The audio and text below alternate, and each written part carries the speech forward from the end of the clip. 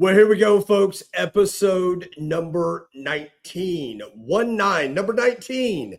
First off, Ronaldo, that was my football number. That was my baseball number. That was every number in the world to me. Matter of fact, I think I got it tattooed on me somewhere.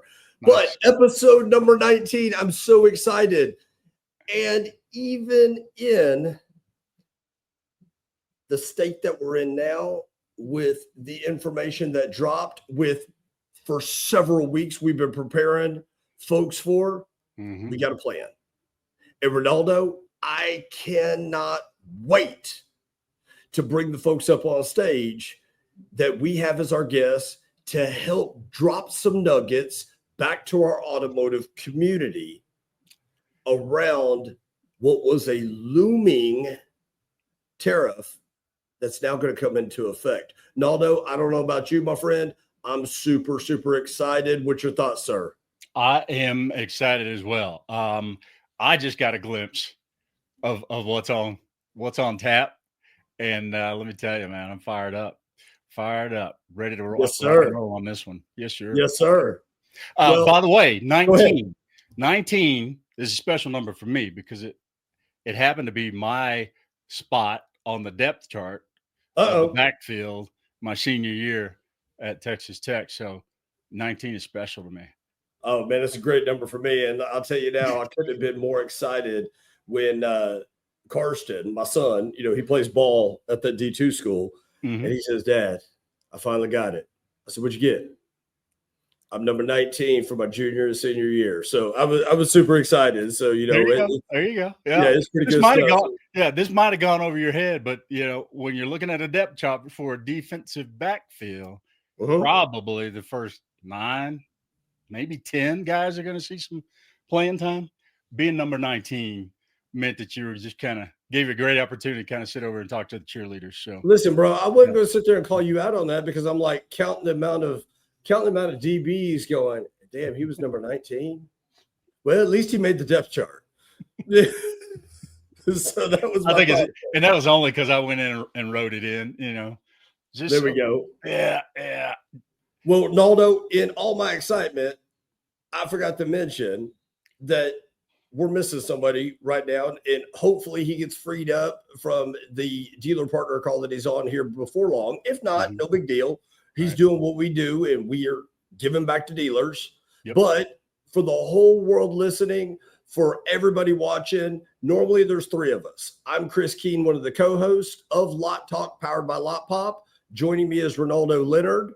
Behind the scenes is Mr. Brett Brandstetter, our COO. And as he affectionately likes to say, he is the producer to the stars. I don't know where the stars are, except for all of our guests that come on. We got Brett on the backside. We've got Ronaldo Lennartz, one of the co-hosts, John Anderson, our Chief Experience Officer and Executive Vice President. Hopefully he's able to join here soon. If not, we got a stud cast that's going to help us around the series we've been in. Tariffs, taxes, trade wars. It's here, folks. We've been trying to prep you guys.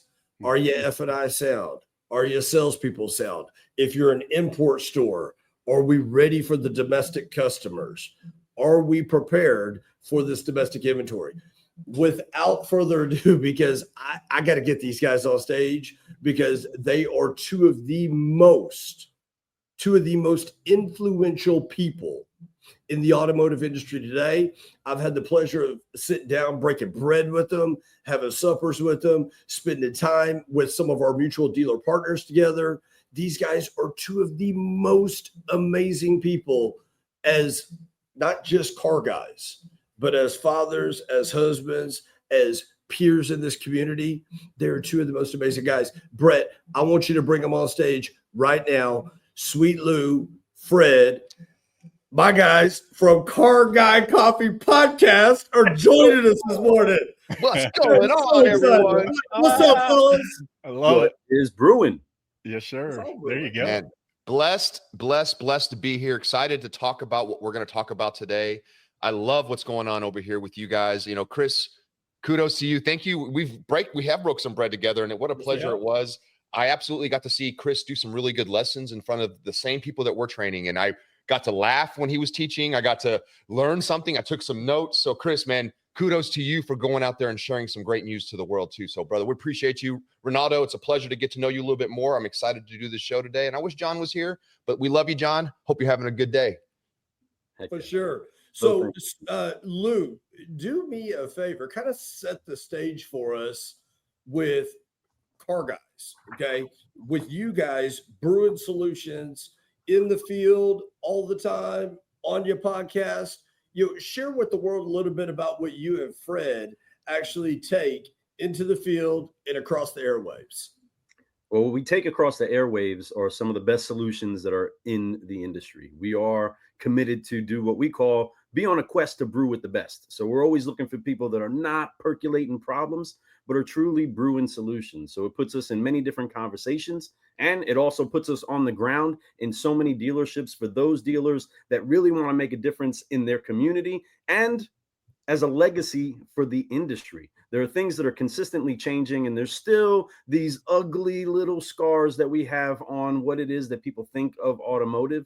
And we're always trying to find a way to find the best people that are changing that and shifting the paradigm, while at the same time finding great ways to excel business and actually develop people. So our podcast is designed to always give somebody a little bit of upshift so that they can uplift their business, while at the same time bringing some good conversation, good fun to what it is that we get to do. Be in the automotive industry, which is one of the greatest industries to be in and has the biggest gates for so many different people on all different qualification levels to find their way in. And we absolutely love everything that you guys are doing, what you guys are popping inside of the industry. And we love walking these things out with people that are really trying to make a difference. So we appreciate you. Thank you for having us on today. And really, there's a whole lot of great conversations to be had and always challenges to be taken on. And we love to be involved in the conversations that advance it automotive forward.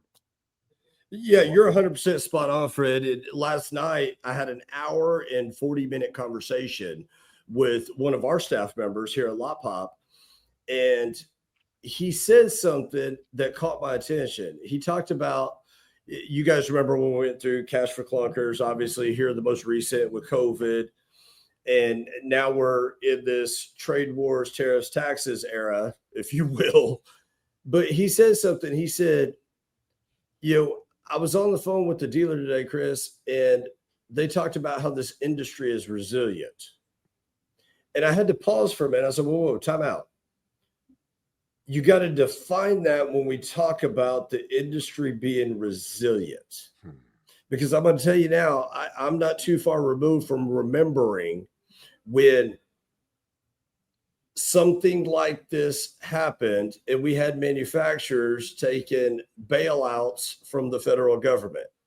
So is it the industry, and Fred, I want to direct this at you, is it the industry that is resilient, or is it the people that are resilient? That's a really, really good, great, phenomenal question. And to separate the difference, because there is a difference, right? The industry is unique because it's constantly fed with problems. But the people who are the things that are solving the problems isn't necessarily the industry. John, what's up, John? John made it. What's going on? What's going on? Your face. But no, this is such a good question.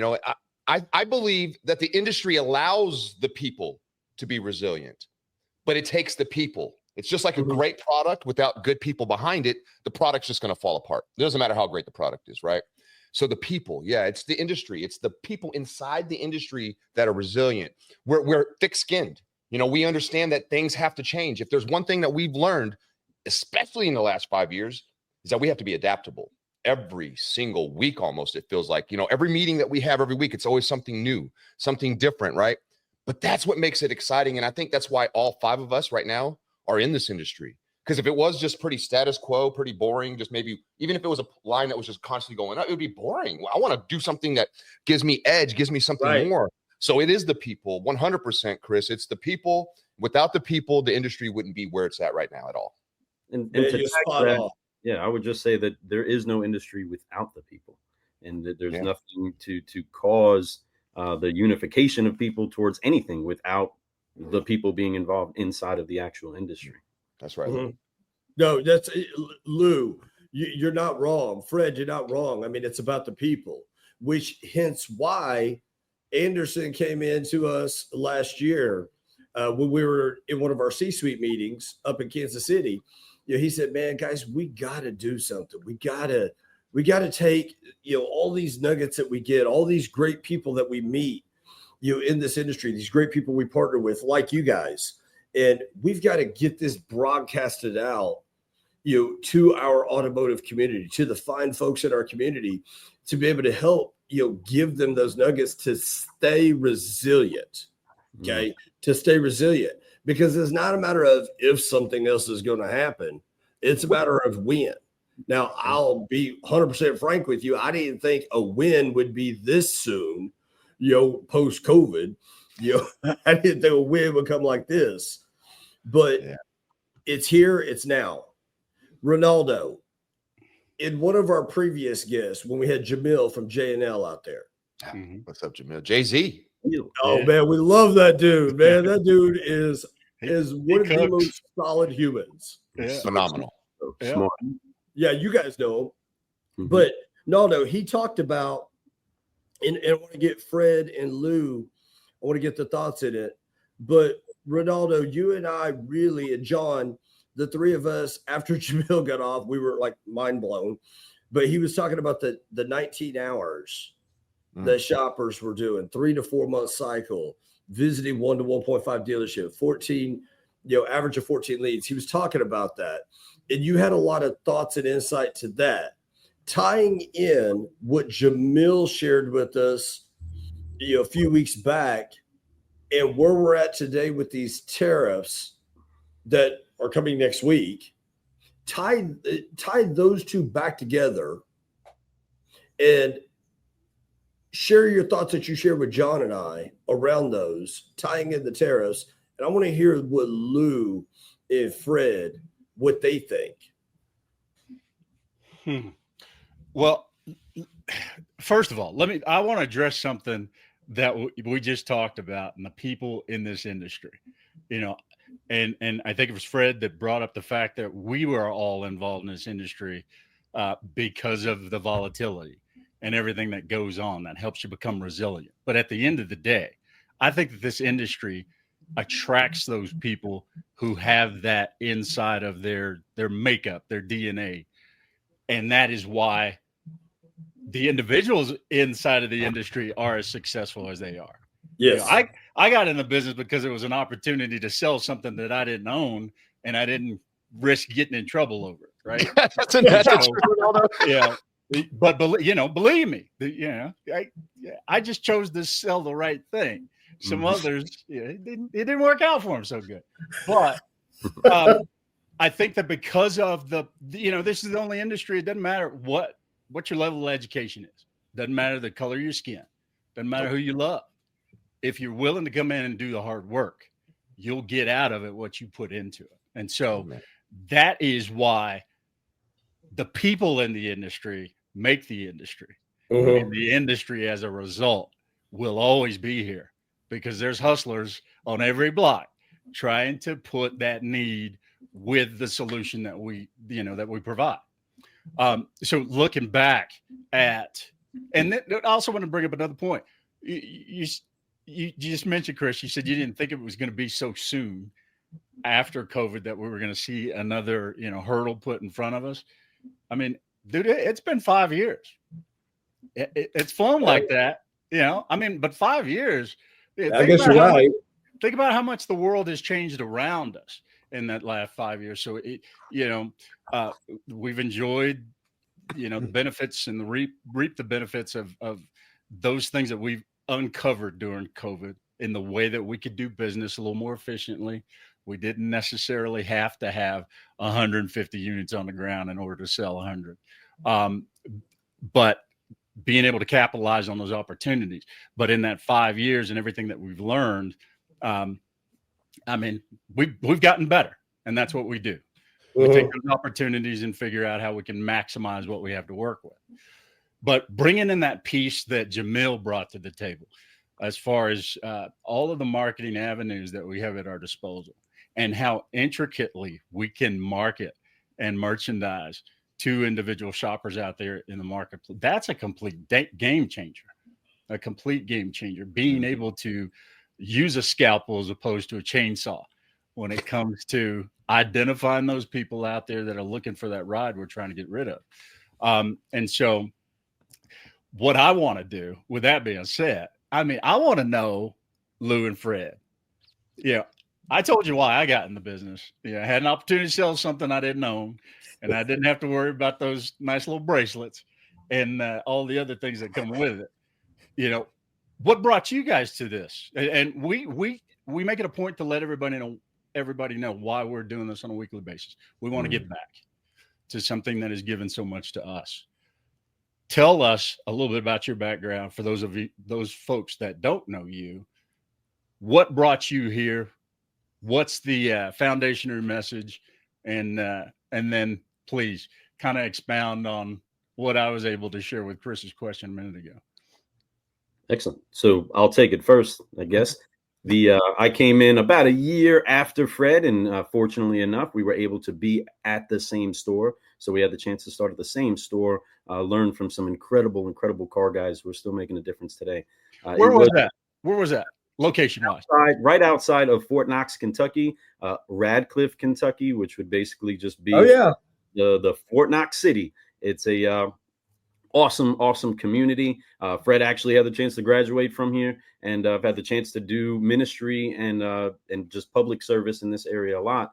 But what brought me actually to the industry was listening to my post sergeant major tell me about a car dealership that had some veterans that worked there that I would actually serve good with. Now, Ronaldo, I do know what it's like to put some product in the streets, and I wanted to find a way to put some good product in the streets. So being able to do that and still honor my giant family, I have 4 kids and a wife, and to be able to do something good while I was waiting on the post office to call, I started in the car business after looking at an ad that matched what my sergeant major said, but in that ad had a dollar amount, and that changed my whole view on making the phone call. So I made the call, jumped in, went to the dealership and started going. And while waiting for the post office to call, I had a check show up, or got a check, payroll ran, and the hook was in, and it was over from there. Right. Fantastic. I love it. What about you, Fred? Oh man, just to touch on what Lou said, I was blessed to be a year in, and Lou came in. I was floor manager at the time, and he was part of my team. So immediately superstar. Just so y'all know, Lou's been a superstar since day one. He had 5 reasons with his wife, 5 reasons to come every day and make it happen, right? Plus he's a New Yorker and had all that swag about him, right? He was just straight hammer to go after it. It was there for business, But anyway, similar story in a sense. I was prior military, Air Force, did Air Force year, came back from the Air Force, started going to college, just wasn't working. I just could not focus on class. I was just not a student that way, right? I just didn't even know what I wanted to do. Went to a party. It was a really nice party at this apartment. Really nice apartment. There was this guy. His name was Clint Riggs. I'll never forget. Shout out to Clint Riggs. Still out there doing his thing. He's a great car guy. He's standing there, and we're having conversation. And I mean, he's just as street as I was, right? Like not really super educated, just kind of doing his thing. And I was like, man, what do you do for a living? What do you do? That's where it all starts. You have a nice house. You got all this beautiful apartment furniture, right? You got money. You got refrigerator full of everything. People partying. Everybody loves you. Like, what do you do? I do finance at an automotive dealership in town. I was like, what? So how do you do that? I said, where'd you go to school for? That's what I asked him. And he said, I didn't go to school. I barely graduated high school. I think he had a GED. And I was like, what? And he was like, yeah, man, I started selling cars and I did so good that they promoted me to finance. And then I got into finance, and then, he broke down 6 figures a year, did all that stuff. And on my mind, I'm like, I'm trying to go to college to make 50 grand. Right. Mm-hmm. And I'm like, what? You got to be kidding me. So in the back of my head, I always said, hey, maybe I need to get in the automotive industry. I could talk. I could do this. Right. So then I saw the same ad that Lou saw, but a year before. That dollar amount just made my mind go, what? No way, right? 401k, health benefits, all that kind of stuff, right? So I put on my best suit, walked in, got interviewed, and got hired the same day. And it's been that ever since. I don't think there's any other industry that I could have walked into, had had self-worth immediately. Like just by coming in and just grinding and working and doing my thing, it built me up, made me very confident, right? I learned a lot of different ways to be able to help people, how to communicate with people. And more importantly, like Lou said, I got that first paycheck and then it was like, what? I made more money in a month than I did in a year in the Air Force. Yeah. That was a lot of money. I couldn't believe what I did in a month. I was like, this is crazy. So super blessed to be in this industry. And then, 20 plus year journey since, and it's been an amazing journey. Fantastic. Two things that I really, I picked up that I really, it kind of, I was proud to get to meet you guys, but then there's two things that you both just pointed out that kind of takes that to the next level. First, it was your service to our country in the military. Yeah. Thank you so much for that. It was my honor. Absolutely. Yeah. And then next, the commitment to your families and that driving what you do on a daily basis. So thank you so much. Appreciate it. Oh man, let's get into it now. Let's get into it. Let's do business. Let's do business. So Sweet Lou, Fred, okay. The tariffs, they're here. There ain't no hiding. Nope. Okay. They're here. What we've been talking about in this series of tariffs, trade wars, taxes, what we've been talking about is are you going to wait to prepare? Or are you going to be prepared? And are you going to continue to shift and make those moves to stay ahead of this? If you were a salesperson back in Fort Knox again today, and you had this in front of you, and let's say you were an import store, and all of a sudden your used car manager started stocking a bunch of domestic pieces of inventory, what's the number one thing you would do right now? Fred, go. Woo, the number one thing that I would do is I would educate myself on everything domestic. I would learn what these products are, what they're about. This is, if you're talking, if I'm a salesperson, right? That's what you said? Sir. Yes, yeah, sir. I would get educated. I would learn what warranty costs are, right? All this stuff. So as I'm building up value in the vehicle, because for one, right now, I'm an import store. And as you guys know, across the country, if you're in an import store, you pretty much, even on your pre-owned side, you're selling imports. You don't really learn a lot about the domestic vehicles. Your education daily that you have to take to be able to get paid a little bit of extra is always about the product that you sell. So the stuff that you learn is byproduct of the stuff that you're selling, right? So usually it's imports. You feel very comfortable with that. So now it's my time to get a little bit uncomfortable. It's time for me to learn about domestics because you know what? That's where the profit's going to be for me. And as a salesperson, I know that I have to feed my family. Either I'm going to have to jump up to 50, 60 cars a month, which is not a problem. I'd love to be able to do that. But if I want to keep it at my national average of about 15, right, then I want to make sure that those 15 have some profitability on it. And in order for us to do that in the future market, in today's market right now, is we have to learn about these vehicles, be able to sell these vehicles, start marketing these vehicles, understanding these vehicles. And then once I have the understanding, it's easy for me to be able to explain and educate other customers that are coming in, be able to do the switch, show them the value of being able to save money because they're going to save money while I get to make some money. It's a win-win situation for everyone. So yeah, I would educate the crap out of myself right now, learn everything I can about domestic vehicles, their warranties, their longevity, their maintenance plans, everything you could imagine. I'd want to learn about it because that's where the money's going to be, especially for right now, at least these next 4 years, right? So I want to make sure that I'm able to bring the profit into my family, be able to feed my family, but also, really gain something here. It's an opportunity. It's an opportunity to do it all. Lou and I, and not to side note, but Lou and I, we worked at domestic stores and we worked at import stores. We definitely sold everything, whatever store we were at. I didn't care if it was domestic or import. I looked at profit. I looked at, hey, what's the stretch on this? What's 120% due on this vehicle for me? Right. So it didn't matter if it was domestic or import, but I learned about it all. But in most cases, in most stores, it's pretty much, if you're import, you import. If you're domestic, you're domestic. So it's time to learn how to be a domestic import store. Man, that's strong. That's super strong. Sweet Lou, if you were back in the box today, if you were back in F&I today, and you've been at a Honda store, we all know that menu that you present to the customer is going to look a little different than that menu you present to a customer that's coming in buying a Ram pickup from you. Okay. What would be your next steps as an F&I guy, knowing that these tariffs are going to have some impact on you at that import store? That's a great question, and I appreciate you putting us into the box and more inside of a leadership role. But the first thing I do is listen to the Lotpop podcast and the Car Guy Coffee podcast. Make sure that I subscribe to both of those, right? So I get some education.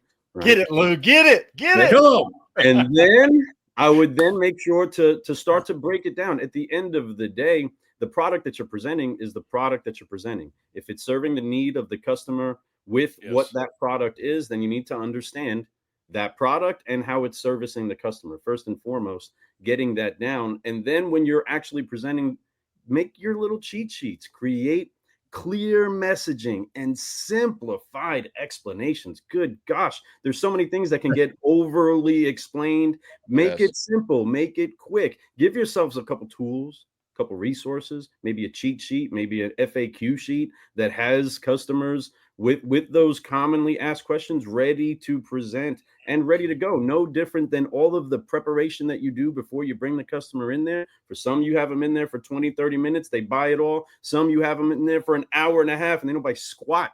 You have to have yourself prepared to actually make sure that you can have these conversations in a smart way. Especially because, come on, F&I guys and salespeoples and sales managers, the fear you had before, and we've gotten a lot of requests for this, is can you give us a word track to explain our markups or can you give us a word track for that? Yeah, we definitely can. But how about just an easy way to explain this is the cost of doing business for the product that you want. If you make it a big fat monster to be afraid of, then your customer is too. But if you can simplify it into a way that it's really not that big of a problem, and it's the way you get what you're asking for. Right there, I would just present it accordingly. And I would love to present on a truck, man. There's a whole lot of stuff you can buy on that truck. Amen. You know, and I just want to throw a little caveat to that, because if I'm in F&I, I'm going to be training my salespeople every day. We're going to talk about these different changes. We're going to talk about how they can they can actually get their customers excited about coming into finance with me. Yeah. You know, one thing I did, I sat in finance for 8.5 years. And while I was in there, I did it right and I did it wrong. I did it all different ways, right? But what I found was early management interventions are huge, especially in finance. I mean, you finance managers out there, you're not doing them. We go to dealerships all across the country. None of y'all are doing it. It's very rare that I run into a finance manager that'll get out the box and not go out and sell, but build rapport in the showroom floor. They don't do it. They think they bring them to me and that's it. And I clean up the deal. No, it starts early, especially if you're in an import store. No, folks, you better be out there doing some EMIs. If you're not doing that, you're missing opportunity to be able to help. Also show your sales floor that you're about business, right? What do you think happens when you're a F&I manager and you're out on the floor and you're touching, taking turns, doing all this stuff? Your salespeople do their job even better. Your salespeople help you even more. So train them and get on the floor. Those are two other things I throw in for Luke. Yeah, and man, I love that. I do too. We'll keep tagging on that because that is so true. And the way that Fred explained it is so true. And what we do with so many of the people that we train is we ask them what they're seeing. What are the common questions you would expect to have if you were the one on the lot? And then just put them on the whiteboard, write them all down, and then see what some of the most common ones, and then create your response accordingly. You know that they're going to run into it.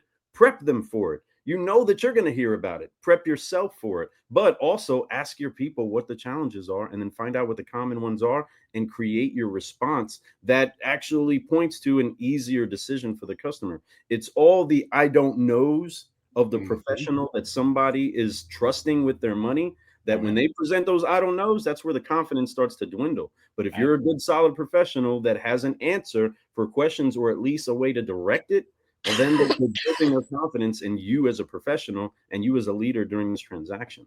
But yes, prep your people, find out what they're going to say, find out what they're already saying, because they probably have an answer already. You might want to zap it before it gets a little bit out of control. Absolutely. And Anderson. Oh no, I'm sorry. Go ahead. No, go ahead. I was looking for Papaw to hop in there, and I need some wisdom and a word from him, and it looked like he had something that he was going to bring to the table. Boy. He's on the edge of his seat right now, going, man, Fred and Lou, boy, somebody get the organ playing. We're preaching this morning. Come on. You know what puts me on the edge of my seat is what I love about these two men is the enthusiasm they bring to every situation. and you hear it, right? The confidence and the enthusiasm. And so, Lou, Fred, if there's a way to explain that, you guys just bring it. It's natural to you guys. But to me, when I walk into showroom floors, I just don't see a lot of that. I see a lot of passiveness. I see a lot of inactivity, right? You guys mentioned F&I managers, get out of your seat, right? How about sales managers, get out of your seat? How about let's greet customers when they come in the door, right? And welcome them, right? So a lot of times when I go in to train or I walk in a showroom myself, I don't get greeted. Everybody's in their office, right? There's just a lot of passivity.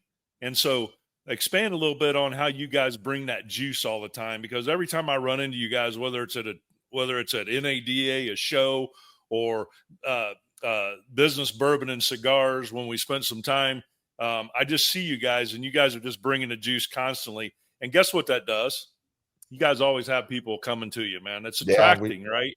It's attracting, right? And so I think for me, that's a major thing that a staff on a showroom floor, and I listen, I completely understand. I know that product knowledge is extremely important. It is. But I would tell you that if I'm, and I am a customer now, I no longer run dealerships, so I have to buy cars the public way, right? Yeah. And I've gone into several dealerships during this experience over my last 9 years. I can tell you, those places that bring the juice, that's where I want to stay. And I'm going to look for something to buy there, right? Because it's infectious. We all know this. When a store is busy on a Saturday and things are cranking and every salesperson's busy and a customer walks in, that customer doesn't leave, right? They stay. They want to know what's going on, right? Yep. As opposed to when you walk in there and nobody greets you and it's dead, you have a tendency to want to walk out the door because there's nothing happening there. So expand on a little bit of what that juice means and how you guys bring that juice every day. Well, just to kick it off, is the first thing is Car Guy coffee. You got to drink some Car Guy coffee. But all realistically, Car Guy coffee isn't just a drink. Car Guy coffee is an energy, and it starts with the moment you wake up. Yeah. Listen, everyone out there watching right now, this may sound silly. It may sound like something you've heard before, but it's the freaking truth. Your morning routine matters. How you start your day, the side of the bed you get off on, right? The right side of the bed is what you want to do. If you do that and you find a way to do that every single day, find gratitude before you find any negativity, before you grab your phone and look at all the tariff news and all this crap that's going on. Think about, I have a roof over my head. I just woke up today and I have a bed. Wow, I'm blessed, right? Me personally, I've been married for 20 plus years. I have a son who's in college getting ready to finish his junior year, and he's doing it so amazingly, right? I can't believe how proud I am of something like that. I'm on a show today with some of my favorite car people in the world right now. I love this. Lotpop. I'm blessed to be able to share great news to the world. I start with that. When I get to the store, when Lou and I get to the store, the first thing we do before we even walk in is we hold hands and we pray. That's number one. We pray. Amen. We ask God.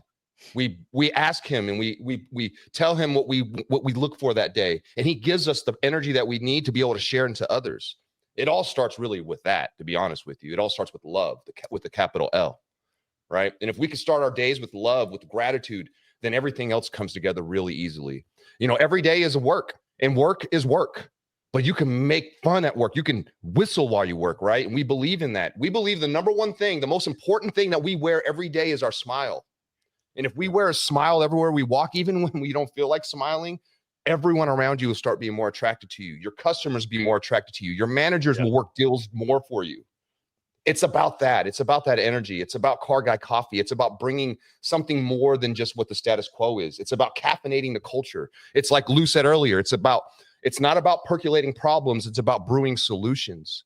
One of the best things that we do when we walk in a store, and then I'll pass this over to Lou, is when we do our meetings, the first thing we do with every meeting that we do with anybody is we have a great news meeting. Great news meeting, folks. Don't talk about anything bad. We're talking about what's great in your life right now. Let's share this around the room. Let's make sure that the room is filled with positivity before we pour into them. That's an important part of our steps. So, folks, if you're not out there having great news meetings with your team, if you're not doing all this amazing stuff before you get to work as a leader, especially, and guess what? Side note, all you car sales pros, you're leaders, you're leading people to car deal. So you have to come in with that type of attitude too. Whether you're leading 20 people on the sales floor or you're leading yourself and customers to glory, you need to come in with the right attitude. That's how we do it, at least. I know Lou probably has something to add on to that. Great stuff. I don't. Okay. No, I'm just kidding. I got plenty to say. We are podcasters, so everybody, we are talkaholics. But with that, there is so much that's to be said about taking the time, and I say this to all leaders, taking the time to recognize and realize that you have the opportunity to deposit something inside of people today. You are going to either give them something negative or you're going to give them something that's uplifting. And yes, we grab hands. I go directly to the throne, to the source of the one that encourages us, that empowers us, but also cares about each and every person we're going to get the chance to connect to. And we don't want to deliver something to them that he doesn't want for them. And we don't want to bring them any bit of the little bit of drama that may be inside of our life that we really don't give any attention to. We want to bring the encouragement. We want to bring the joy. And when we do that and we lock hands and we lock our hearts into a posture of saying, empower us to be empowering to them and bring the peace that's in our hearts to them, then we're postured right. After that, fundamentally, when it comes to writing stuff down and things that we want to connect to people, we do roll with this premise of making sure that we learn how to switch our words around, which includes dropping F-bombs. Now, I've been around Chris King, and he's a pretty good pro at this, but we teach how to forgive, focus, and fly, to fundamentally look at everything on the side of forgiving, whether it's the last opportunity that you did great with or didn't do so great. Focusing on what you have the opportunity to do, control, and who you're going to help today, and then stretching out and sometimes doing things you've never done before so that you can fly, so that you can make things happen.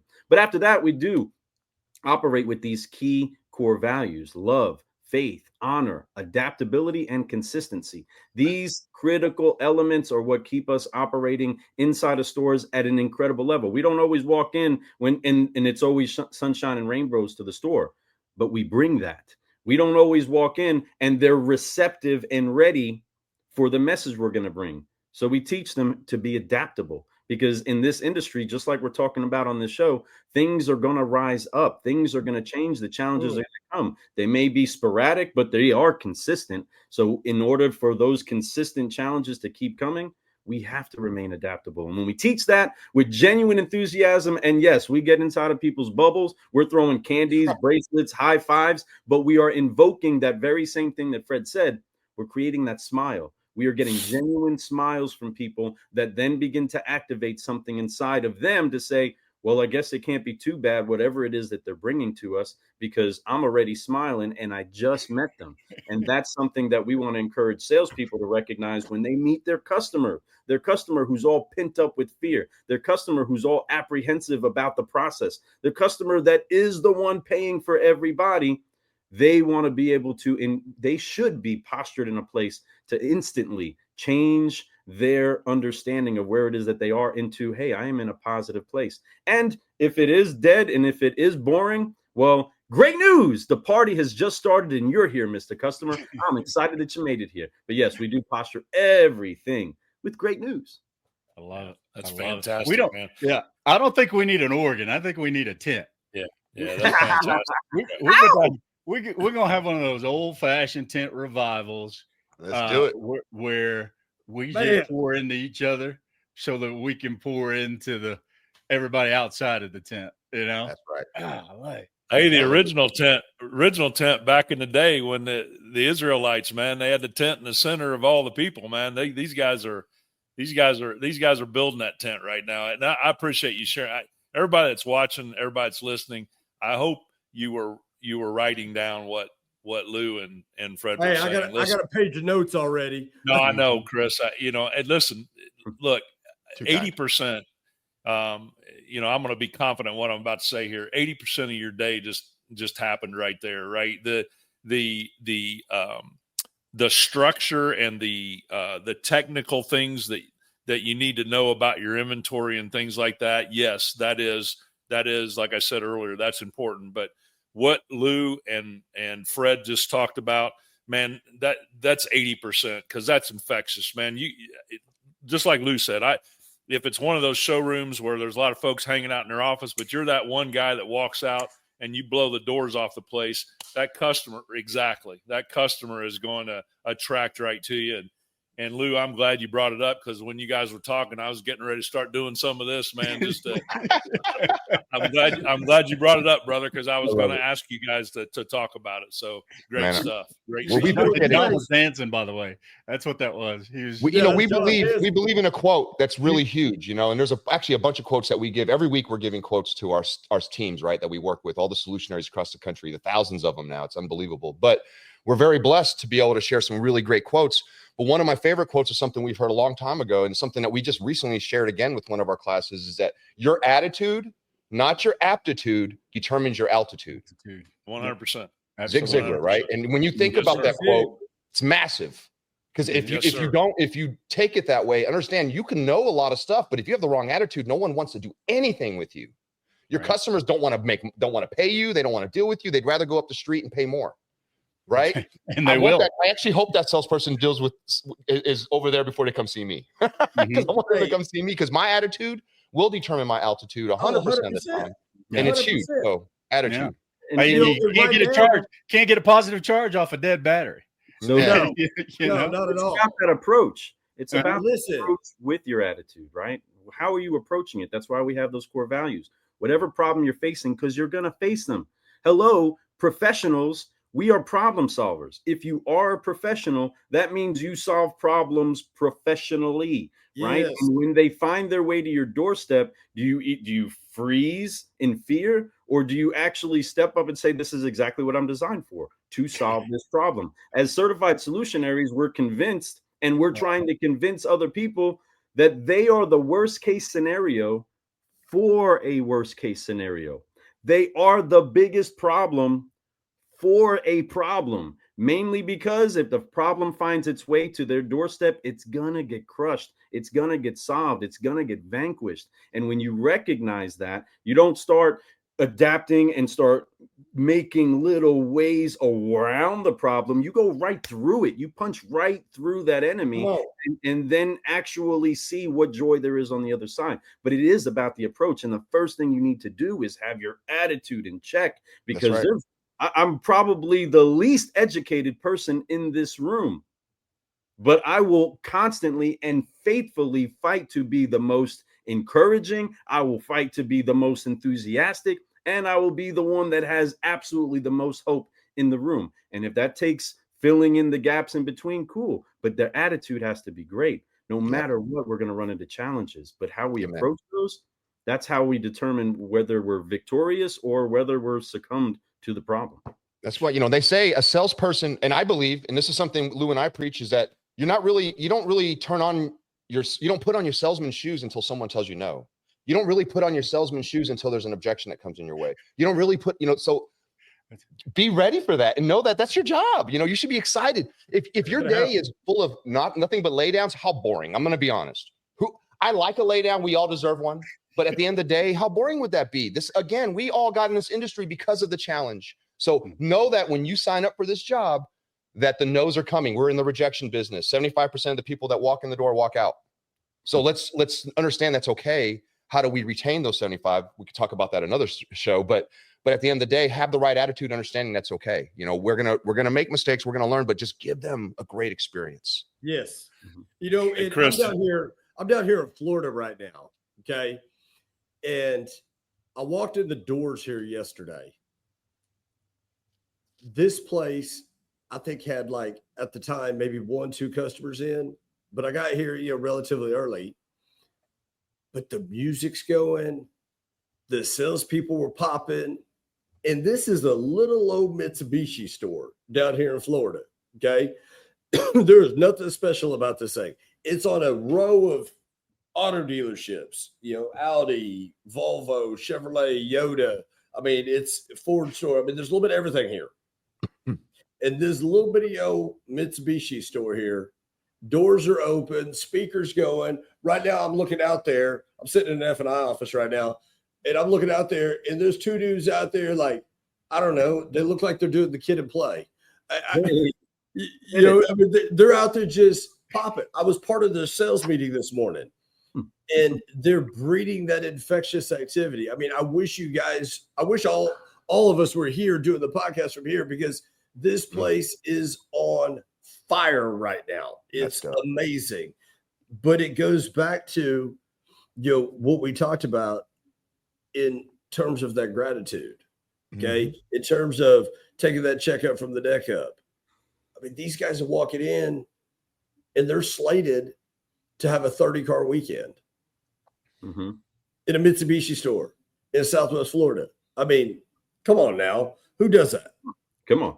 That's actually where we started. That store that we were talking about that we both met at, that was a Mitsubishi. It was a Mitsubishi, Hyundai, and Isuzu store. Lord. So it was a whole lot to say when saying hello. Dominated in that market. We had some studs in that store, but it was because of the right attitude, the right engagement, right? We every day we trained. It wasn't something that we talked about, something we did. Like it was like the sales floor, we were very blessed. That first floor we were both on was filled with just rock stars that were just constantly looking for edges to get better. It was like literally so silly. People would walk up to you, your other people on the floor would say, "Hey, Fred, what would you say if a customer said this?" And we'd go back and forth for 10, 15 minutes on different types of quizzes. Role played like crazy, so much, it was fun and sometimes annoying, but man, it got us good. It got us really good. Made us anything that came to us, we had something in our book for it, right? It was like, done, got you. I got a close for that. Let's go. Yeah. I have always, in my background, I was always fortunate enough to be surrounded by people that would, kind of put the fire under you, and that role play component. It just takes a showroom floor, and you talk about leveling up, and especially if guys are holding each other accountable. And John introduced something to me, that what is it? Iron forges iron. Yep. Iron sharpens iron, baby. Iron every day. Every day. And being in a situation where you got a showroom full of just a rolling ball of butcher knives, and they're sitting there just grinding on each other every day. And you mentioned something a minute ago, Lou. What is it? A certified solutionary? Yes, sir. Oh man, I love that. But in order to get to that status, you got guys in a room that are just sitting there, grinding on each other to sharpen that iron, so that when you do have that opportunity to sit in front of a prospect, I mean, it's lights on. That's starting until you get a no, right? But that's what it's about right now. Is you talking about them grinding? Listen, the problems are here. Are we going to grind on one another? What you're talking about there, Naldo? Are we going to grind on one another to sit there and collectively, as one unit, one group, one team, go attack that solution, or go attack that problem and create a solution for it? Mm-hmm. Are they problems or opportunities? Bingo. And we like to make a transition between many, many different words that we commonly use in the car business that we don't even recognize are raising the defenses of our customers. Psychologically, they are raising their defense, and they're stopping the trust just by simple little words that you say. Sometimes they even buy the car, but you don't realize that you sabotaged your next opportunity with them. But with that, for those of you that are taking notes, for those of you that are going to face these fears, your customer is commonly probably going to ask the question, saying that I'm fearful, or I'm wondering about all of these taxes, these tariffs, and I want to know a little bit about it. And it's very simple for you to answer the question, and for you to continuously lead it to the next step by simply saying, Mr. Customer, I understand your concerns. Allow me the opportunity to show you how it's still affordable for you. That's it. Ask for that opportunity to show how it's still affordable. That little word affordable helps a person understand, I can still do this. And I'm getting distracted by what doesn't matter. If they looked at every single little thing on a Maroni label, and started to question it, then we would have a real issue. But they don't. They look at one number for the most part, and then how that number translates into affordability for them. So whatever other numbers are added to that big bottom line, we just need to show them how it's affordable. And I don't care if it is an addendum or if it's an actual tariff. Whatever it is, it's something that's increasing the cost or affecting the cost in some way. Just show them how it's affordable. Bingo. Right. Yeah. And that just kind of accentuates the fact that we don't have any new issues that we have to deal with or new opportunities, as John would face. Everything that we're looking at today, in the grand scheme of things, in the timeline of our industry, we've seen it time and time again. Yes. There's no new opportunities or no new issues. But I love the fact that you mentioned words that a salesperson can use in order to take that resistance that somebody walks into the dealership. They got their boxing gloves on, the headgear, the mouthpiece. They are ready to rumble, right? And they have this wall. And I always like to envision that wall as resistance. Right. But the job of a salesperson was to take that wall and collapse it and turn it into a bridge where you get that prospect from one side to the end of that transaction. So the language is very important. I'm glad that you touched on that, because a lot of people don't realize the words that come out of your mouth are setting up how every opportunity that you have with a prospect goes. Right. And I understand, Mr. Customer, many people have the same concern you have. If you just give me a few minutes, I'll show you how it's affordable for you. Mm-hmm. Sound good? That's easy. Great. Easy enough. Great. Fair enough. Mm-hmm. Oh, man. Doing that for you is the easiest part of my job. Yes. Yes. Easiest part of my job. I'd be happy to do that. Uh-huh. Yeah. Please tell me no. Please tell me no. Wait. You're not going 9 square grid on me. You already know the 9 square grid. Come on, man. We know I love it. we teach all this stuff because we're a piece of everything. We're certified solutionaires. We're the Car Guy Coffee team, but I've learned Joe Verdi. I've learned, Grant Cardone. I've learned Paul Cummins. I've learned, you name it. I've learned it. Right. And the reason why I want to learn is because I'm a student every day. Matter of fact, to this day, Lou and I, we're constantly training. We train ourselves more than we train others because we need to be on top of our game. This market's constantly changing. And if I'm not constantly training on a daily basis, to all you sales pros out there, all you managers, you leaders, you owners, if you're not training on a daily basis, you're missing something. Yeah, you are. Yes, you are. Oh, absolutely. That with Drive Centric. Heck yeah. That's the website, folks. CarGuyCoffee.com. Get you guys. I just have to share this for those viewing this podcast right now. I mean, this is a treat for us here at Lotpop to have the Car Guys Coffee on with Lot Talk, attacking and creating solutions for, as John says, these new opportunities we have. If you're not, for those looking at the screen right now, and for those not, let me explain to you. I've got on there Car Guy Coffee, their website. Okay. You got to sit there. You got to dive into it. These guys are absolutely revolutionary. They're absolutely 100% what many people need today as we continue in this journey of this industry that is always throwing obstacles at us. Mm-hmm. It is, as Fred said, don't go around them, punch right through them. That's right. Punch right through those things. So, I mean, my gosh, John, I don't know about you, but I feel like I can run through a brick wall right now. Well, hey, listen, I heard Fred, and I heard Fred say it a little bit ago. He said, "Hey, that's for another discussion on here." So Fred already dropped the bomb about coming back on with us. So he committed.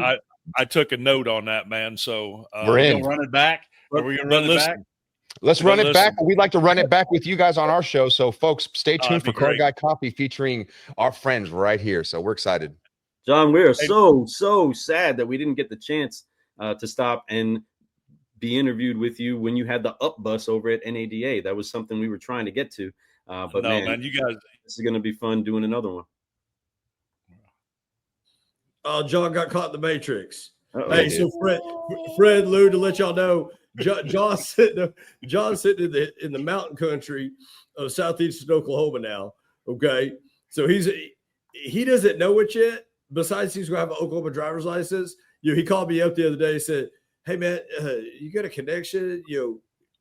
Go to a game down in Norman." I said, "Oh baby, you're gonna wear that crimson and cream, okay? You are gonna wear the crimson and cream." He goes, "No man, I'm going neutral. I'm a fan of football." I said, No. You will become a Sooner. You got to commit. Yeah, you got to commit when it's all said and done with.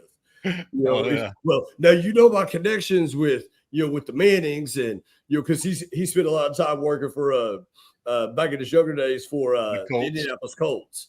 So wow. yeah, so he knows Wow. that Manning family. He spent some, not a lot of time, but I mean, he spent some time, Cool. getting to meet Peyton Manning and have a couple more than us there. Yeah. But then with Arch down south on the south end of the Red River, he's like this big Texas fan. He's a fan of Quinn Ewers, and because Quinn came out of a high school, right? Anyway, so thinks he's a Texas fan now. No, he's not a Texas fan. He thinks he is, but he's not. Okay, just let y'all know. I know he ain't I like on bandwagon fans too. What's that? I like bandwagon fans too. Yeah, it's okay. I'll put it on the bandwagon. Love you, John. Love you, John. Funny, hilarious. But I'm sorry, Ronaldo. Did you have a thought? Yeah, I got plenty of them, man. But I know that we're trying to wrap things up. So you go ahead. Yeah, we are. But I want Fred, Lou. I want you guys. I want to speak directly to sales managers, general managers, owners that may be listening in on this podcast right now. What is the number one thing in the landscape we're at right now?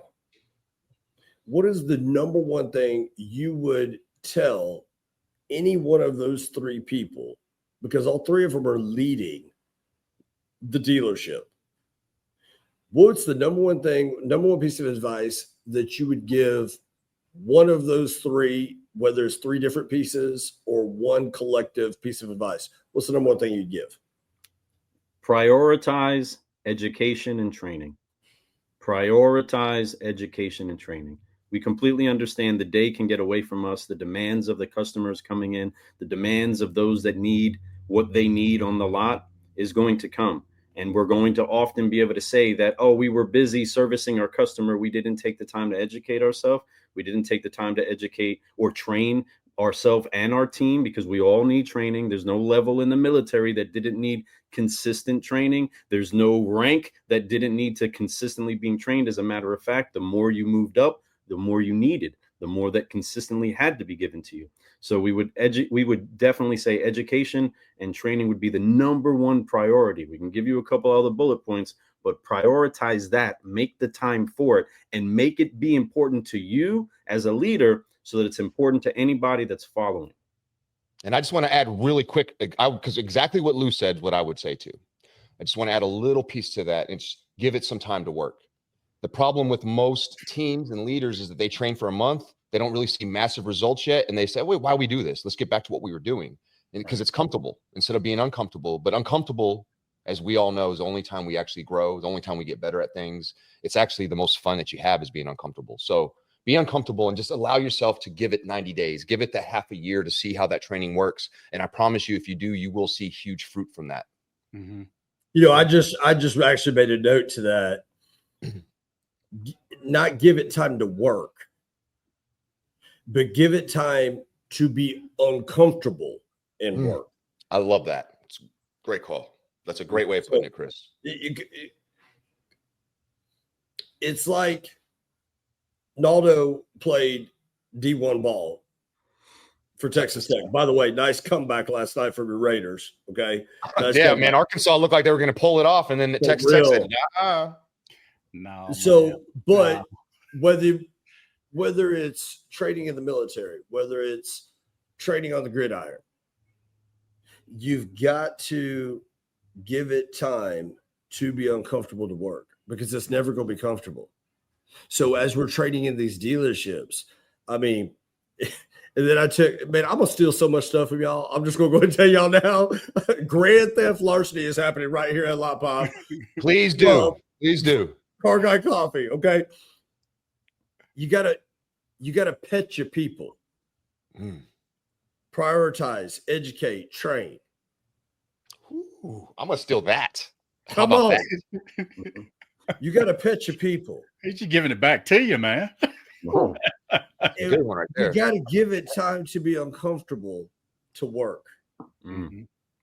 So, man, that's strong. It is. That's strong as death. And the timing piece. I mean, biblically, there's seed time and there's harvest. You sow seeds, you got to give it time to effect, and then you have your actual harvest.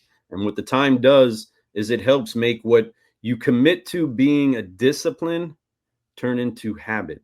From discipline to being habitual starts to then say, oh, well, yes, I have to force myself to do this. That's the discipline. Have the discipline, have the coaching, have the prioritization that makes that happen until now it's habitual. Now it's just how we do it. Now this is how it is. And if there's anything off from it, we know why, because we have developed a habit. But you can't have the habit until you prioritize the discipline. Absolutely. Absolutely. That's strong. That's strong. Yeah. And you know, I think the biggest thing that's been standing in the way of that is this instant gratification society that we have, that if I can't get it like that, then that's not the direction I need to head. If I can't be a Prime member and have it on my doorstep in 3 hours, yeah, I want it. I want it. Right. Hey, So Amazon. What we try to do, though, for those that are listening, for those leaders that are listening, and you're trying to close your subordinates in doing what you believe is the best way forward, slow them down for a moment. And when you do determine that you do have a result that you're wanting to achieve, and you've actually put some thought into maybe how long it's going to take to create that habit. Everybody has their different opinions on how many times or how many days you got to do something until it's a habit. But it always, every single one of those opinions all start with day one. And with that, what's very, very important is that you recognize everybody is at a different level. But if you make sure that you're not getting in your own way by uprooting the seeds that you sow, you're allowing what it is that you feel is important to take root, then you have a better area to actually say, hey, listen, subordinates, salespeople, managers, techs, whoever it is that you're talking to, tell them to picture it in that amount of time. And the amount of time that you think that it's going to take for them to get this nailed down, say, picture yourself in 30 days, not being afraid of that question. Picture yourself in 3 months where people are just flowing with what it is that we're doing and you don't even have to think about it anymore. How much better is your business when you get there? Well, the only way we're going to get there is if we start today moving in that direction. And if you can set that expectation for them and already know, I am not going to have my chiseled abs the first day I go to the gym, right? But if you can keep painting that picture that over time, you will achieve that if you do these disciplines, then you've at least set a realistic expectation to understand this is going to be uncomfortable. And if we're scared of the uncomfortable, then you might be in the wrong industry. I'm just thinking. Right. Spot on, spot on, spot on. Love it. Yeah. Naldo, anything in closing from you, my friend? Oh my gosh. There's no better way to paint a picture of how infectious enthusiasm could be on someone than what we're doing right now. This right now. I mean, it is just, like I said, you can't get a positive charge off of a dead battery. Amen. And when you change the way that you look at things, the things you look at change. Come on. And so being in a group of thought leaders like these two gentlemen, just magnifying the truths that we already know, bringing it to the table, but bringing it to it with such enthusiasm and energy.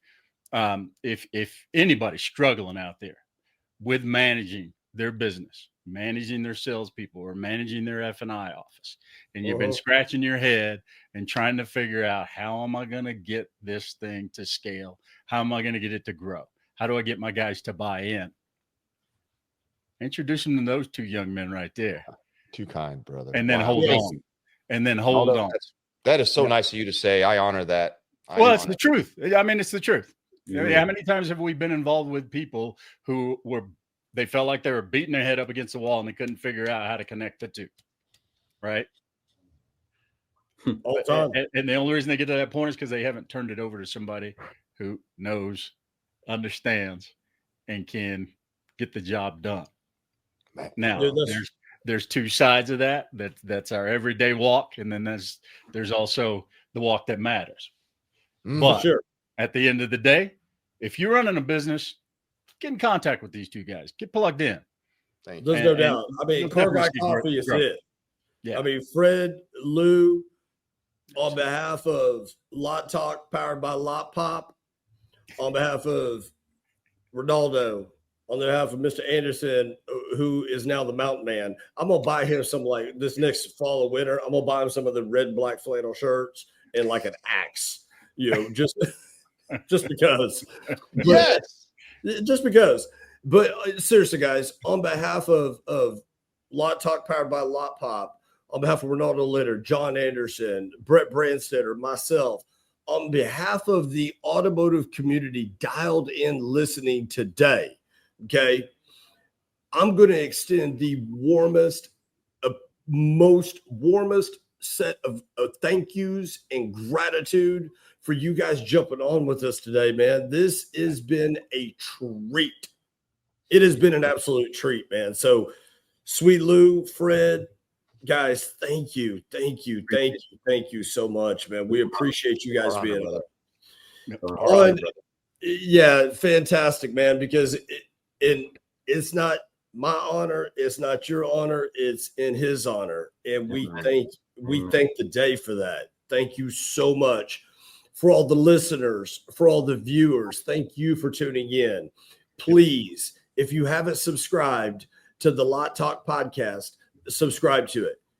If you haven't subscribed to the Car Guy Coffee podcast, subscribe. Both these podcasts are doing nothing but helping you and supporting you through your journey. On behalf of John Anderson, on behalf of Ronaldo Litter, I'm Chris Keene. We thank y'all for tuning in. Check us out, same bat time, same bat channel, and go check out the Car Guy podcast or the Car Guy Coffee podcast, because we got an invite to go be over there next. So we can't wait for that to happen. Oh, man. Thank you guys. Much success. Tune in next week. Same bat time, same bat channel. Be good now, guys. Love y'all. Peace.